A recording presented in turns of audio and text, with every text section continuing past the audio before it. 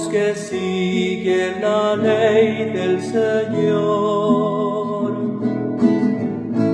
Felices los que siguen la ley del Señor.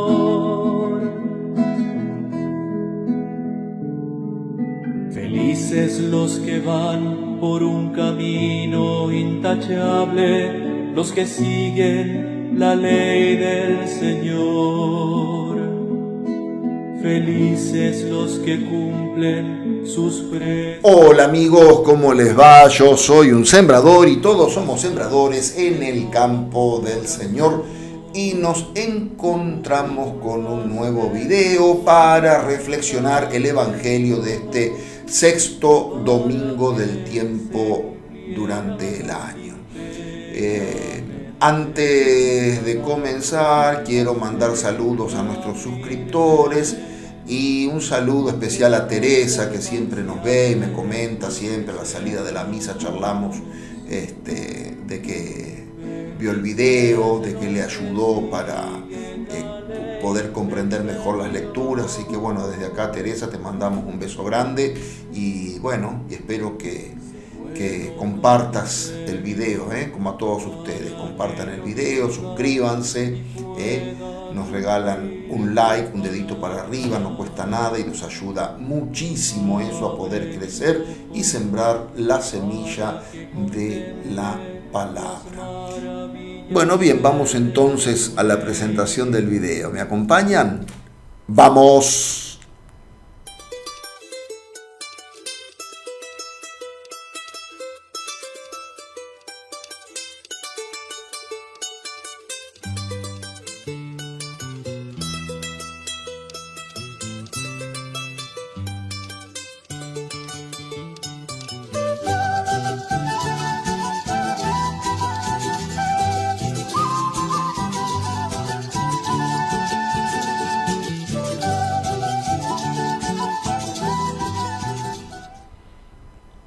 Muy bien, antes que me olvide, señor director, si me pone acá. Muy bien, muchas gracias. Las lecturas para que ustedes en sus casas puedan ir también preparando la liturgia de este domingo. Hoy el Evangelio es un poquitito largo y bastante fuerte, digamos, ¿no? Bueno, vamos a comenzar entonces con la lectura del Evangelio. A ver qué es lo que nos quiere decir el Señor en el Evangelio según San Mateo. Dice así: Jesús dijo a sus discípulos: no piensen que vine para abolir la ley o los profetas. No he venido a abolir, sino a dar cumplimiento.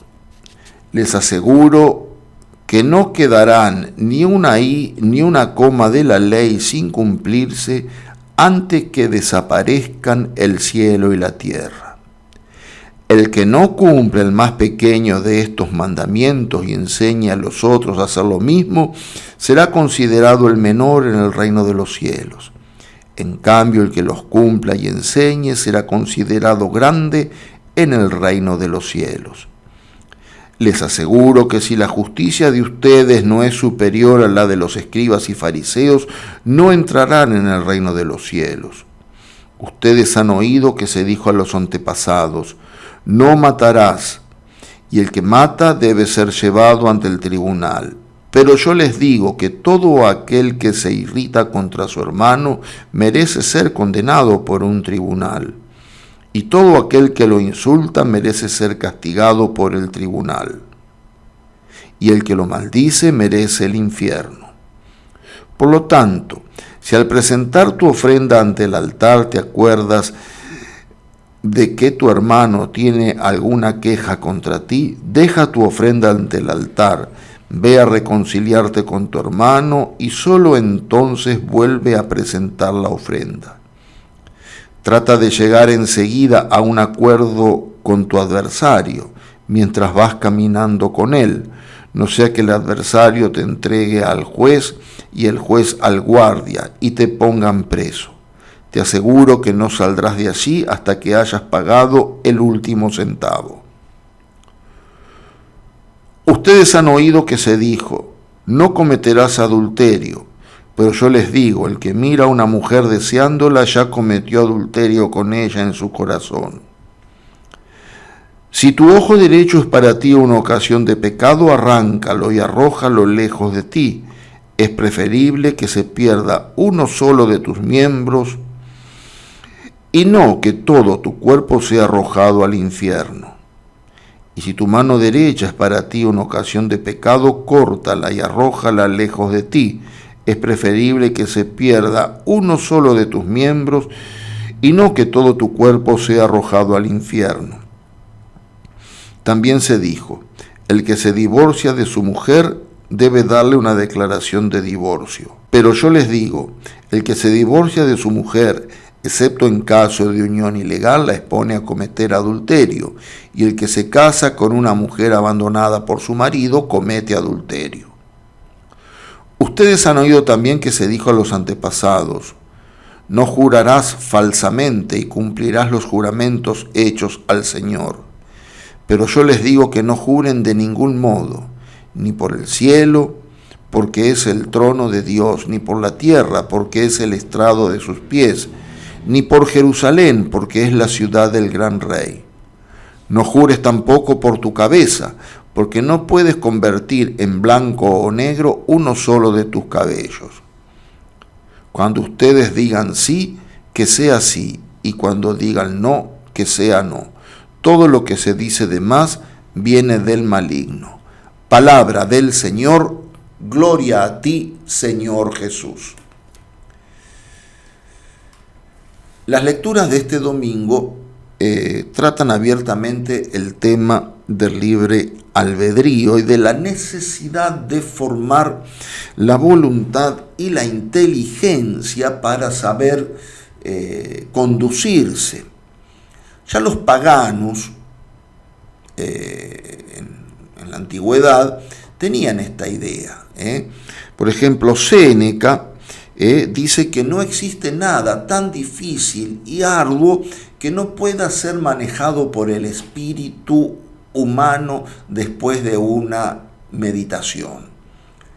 Es decir, el filósofo en su tratado sobre la ira, habla del dominio de sí, ¿sí?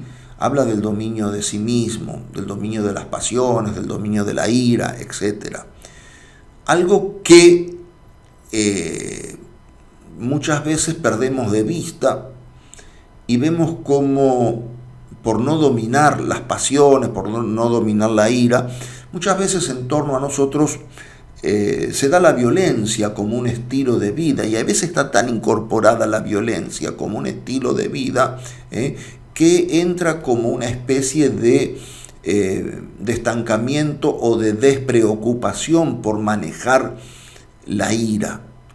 Una especie de estancamiento o despreocupación por el manejo de la ira. Y acá el filósofo dice que después de una meditación, ¿por qué dice después de una meditación Séneca? Y lo dice porque Séneca no conocía el misterio de la gracia, ¿no es cierto?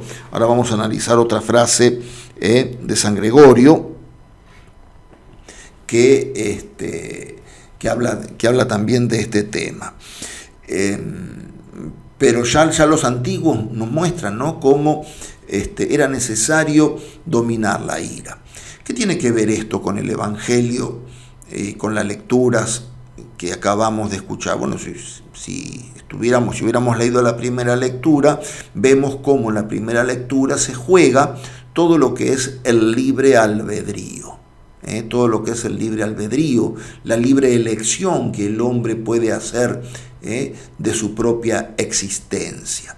¿Qué es el libre albedrío? Es la capacidad que el hombre tiene de autodeterminarse, de decir hasta acá, elijo esto, elijo lo otro. Y muchas veces ese libre albedrío no es bien usado, entonces uno se convierte en esclavo de sus pasiones, en esclavo de su ira, en esclavo de sus sentimientos. Entonces la violencia, la ira, el sentimiento bueno o el sentimiento malo es lo que va a manejar la existencia, y no hay una formación de la voluntad y de la inteligencia, y es necesario que el hombre forme su voluntad y su inteligencia. ¿Por qué? Y porque está en la libre elección que el hombre tiene de hacer esta formación de su inteligencia y de su voluntad. San Gregorio dice: Dios nos da por medio de su gracia los buenos deseos, pero nosotros, con los esfuerzos de nuestro libre albedrío, nos valemos de los dones de la gracia para poder hacer para poder hacer reinar en nuestras almas las virtudes. O sea que al libre albedrío acá, como siempre, que hacemos una distinción, acá San Gregorio le está agregando el concurso de la gracia de Dios, ¿sí? Los cristianos podemos hacer esta elección, pero sabemos que contamos con la gracia de Dios para poder dar un paso más en nuestra formación. Entonces sí, ahora podemos comenzar a vislumbrar el tema del Evangelio que acabamos de escuchar. Es el Sermón de la Montaña, donde Jesús, el Sermón de la Montaña es todo un sermón de un estilo de vida que Jesús propone, que comienza con las bienaventuranzas y después va tocando distintos puntos: el matrimonio y el divorcio, el amor a los enemigos, etcétera, una cantidad de cosas que estaban en el Antiguo Testamento, y Jesús dice: ustedes oyeron que se dijo, pero yo les digo tal cosa. Pero yo les digo tal cosa. Por ejemplo, comienza el Evangelio diciendo: no he venido a abolir la ley. Les aseguro que si la justicia de ustedes no es superior a la de los escribas y fariseos, no entrarán en el reino de los cielos. ¿Por qué? Y bueno, porque justamente los escribas y los fariseos no tenían una clara noción de justicia, tenían una noción de camaradería, despreciaban a los demás, o sea, eran totalmente injustos. Su soberbia los hacía ser injustos. Por eso dice: si la justicia de ustedes, que son mis discípulos, no es superior a la de los escribas y fariseos, es decir, si no se preocupan por analizar el sentido de la justicia, no entrarán en el reino de los cielos. Sino solamente aquel que hace una cantidad de ritos y cumple con una cantidad de cosas que a lo mejor las cumple muy bien, pero qué sé yo, se me ocurre pensar en un sacerdote que cumple estrictamente la liturgia al celebrar la misa y qué sé yo, y cumple rezando las horas del oficio, y cumple con esto y cumple con el otro, pero después resulta que es injusto con los fieles, que trata mal, entonces no estamos, la justicia no está siendo superior a la de los escribas y de los fariseos. ¿En qué consiste este perfeccionamiento de la ley de la cual el Evangelio de hoy nos habla? Y bueno, justamente del perfeccionamiento de la ley en el amor. Ustedes fíjense que esta ley antigua, iluminada por el amor y por la gracia de Dios, adquiere una nueva faceta. Por ejemplo, en cuanto al matrimonio y al divorcio, dice que Moisés les había permitido hacer una declaración de divorcio. Acá habla de, excepto en caso de unión ilegal, es decir, expone a cometer adulterio, es decir, los que se divorcian, etcétera. ¿Qué es lo que está queriendo decir Jesús? La indisolubilidad del matrimonio. Y la indisolubilidad del matrimonio, por ejemplo, la cual no estaba tan clara en el Antiguo Testamento. ¿Por qué Jesús declara indisoluble el matrimonio cristiano? Y porque justamente está amparado en el amor de Dios. Sí, y el amor de Dios es para siempre. Yo entiendo que también hay veces en la vida uno se equivoca, fracasa, tiene sus sus desencuentros, porque claro, el ser humano es pecador, no es perfecto, y Dios lo sabe perfectamente, y a pesar de eso Dios nos sigue amando y nos sigue esperando y nos quiere salvar, etcétera. La misericordia de Dios es indiscutible, siempre está, ¿sí? ¿Por qué digo? Porque a lo mejor se puede sentir tocada aquellas personas que tuvieron una separación, un divorcio, etcétera. Pero sí sepan que el matrimonio, pensado por Jesús como indisoluble, es porque está amparado en el amor de Dios, y el amor de Dios es un amor que se da de una vez y para siempre. Repito, uno se podrá equivocar en la vida, te casaste con la persona equivocada, te casaste con quien no debías casarte, tuviste fracaso en tu vida matrimonial, te traicionaron, te engañaron, no hubo acuerdo, qué sé yo, muchas cosas que están digamos, tocadas por la imperfección del ser humano. Es cierto, pero el amor de Dios permanece para siempre. El amor de Dios está para siempre. Otro de los temas, qué sé yo, el dominio de las pasiones. Si tu ojo es para ti ocasión de pecado, arráncalo, arrójalo lejos de ti. Y si tu mano derecha es ocasión de pecado, acá había un sacerdote, una vez escuché, ¿no es cierto?, hacer una interpretación de esta frase del Evangelio. El ojo, la mano y el pie, ¿sí? El ojo, la mano y el pie. Acá dice, si tu ojo derecho es para ti una ocasión de pecado, arrójalo lejos de ti, preferible. Si tu mano derecha es para ti una ocasión de pecado, córtala y arrójala lejos de ti. Que todo tu cuerpo... Bueno, acá dice, acá habla del ojo y de la mano, pero en otro texto, en otra traducción también habla del pie, arráncalo, y hacía alusión a 3 pecados que obstaculizan la presencia del amor y el perfeccionamiento de la ley. En cuanto al ojo, la curiosidad malsana, ¿sí? Arrancar el ojo, ¿qué significa? Tratar de dominar la curiosidad malsana. Cortar la mano derecha significa dominar la avaricia, la ambición de tener y tener y tener. Y el pie, que acá en esta traducción, en esta versión de San Mateo no está, pero también Jesús habla, si tu pie también es ocasión de pecado, el pie que aplasta, y es la ambición de poder, de querer subirse para escalar puestos. Son todas cosas que el hombre, por el libre albedrío y por el auxilio de la gracia y de los dones del Espíritu Santo, tiene que aprender a dominar para, como dice San Gregorio, para hacer reinar las virtudes en su corazón. Yo les dejo para que ustedes puedan leer el Evangelio, también en cuanto al tema del juramento, no jurar falsamente. Es decir, está dando acá Jesús en el Sermón de la Montaña un código de preceptos morales que hacen a la voluntad de Dios y al perfeccionamiento de la ley en el amor. Traten de ir descubriendo cada uno de estos cómo en la antigüedad eran de una forma y cómo Jesús los perfecciona.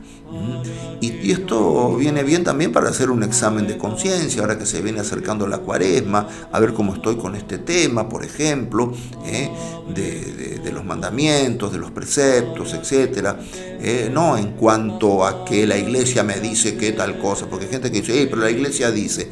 Sí, bueno, la iglesia dice porque la iglesia está iluminada por el Espíritu Santo y por eso predica la palabra de Dios. Pero acá, más allá de la iglesia, ver, no digo de descartar como miembros de la iglesia, no descartarse como miembros de la iglesia y aislarse, pero sí ir preparando, por ejemplo, mi participación en el tiempo de Cuaresma, a ver cómo puedo hacer mi confesión, cómo puedo hacer mi reconciliación, cómo puedo vivir el próximo miércoles de ceniza, que ya se va acercando dentro de poco. Bien, hasta aquí entonces la reflexión. Que tengan un muy lindo domingo en familia, pásenla bien, no discutan, llévense bien, quiéranse mucho, y que todos podamos perfeccionar nuestra vida en el amor como nos propone el Evangelio de este domingo. Chau a todos.